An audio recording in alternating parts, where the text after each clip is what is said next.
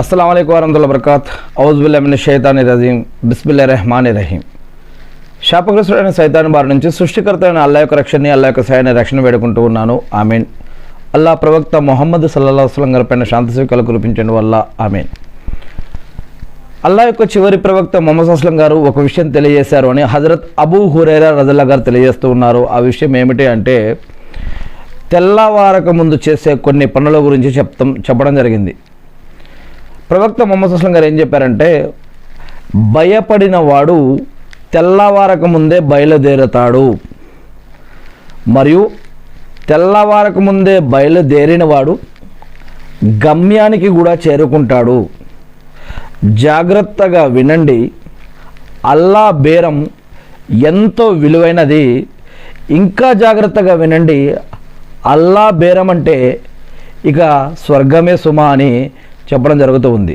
అంతేకాకుండా ఖురాన్లో ఒక వాక్యం సూరా అత్ తౌబాలోని 111వ వాక్యం మనం చూసినట్లయితే, విశ్వాసుల నుండి అల్లా వారి యొక్క ప్రాణాలను వారి సంపదలను స్వర్గానికి బదులుగా కొన్నాడు అని ఖురాన్లో సూరా అత్ తౌబా 111వ సూరాలో చెప్పడం జరిగింది. ఈ యొక్క వాక్యంలో మనం కొన్ని విషయాలు గమనిక మన దృష్టితో ఆలోచిస్తే, దీంట్లో తెల్లవారక ముందే బయలుదేరితే అంటే ఇస్లాంలో తెల్లవారక ముందు బయలుదేరటం అంటే కొన్ని విషయాలు ఉన్నాయి. అదేంటంటే తెల్లవారక ముందే తహజ్జుద్ నమాజ్ అనేది ఒకటి ఉంది. తెల్లవారక ముందే తెల్లవారుతూ ఉండగా ఫజర్ నమాజ్ ఒకటి ఉంది.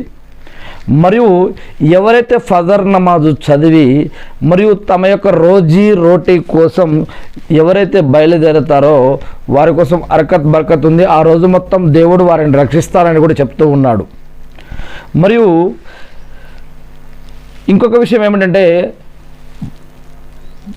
వారి యొక్క హక్కులు అంటే ఒక మానవుడిగా, తండ్రిగా, లేదా ఒక భర్తగా, ఒక కుటుంబ పెద్దగా, ఒక నాయకుడిగా, సమాజంలో ఒక వ్యక్తిగా, ఒక మానవుడిగా, ఒక దేవుని యొక్క భక్తుడిగా ఒక వ్యక్తి తెల్లవారక ముందు తెల్లవారుతుండగా లేచి ఆ యొక్క వ్యక్తి యొక్క బాధ్యతలు ఆయన పైన దేవుడు ఏదైతే ఒక హక్కులు పెట్టాడో ఆ యొక్క హక్కులు నెరవేర్చడం కోసం అతడు ఆ యొక్క సమయంలో లేచి చేసే ప్రయత్నం ఏదైతే ఉందో దానిని కూడా ఈ యొక్క హదీస్లో గుర్తు చేయడం జరుగుతూ ఉంది.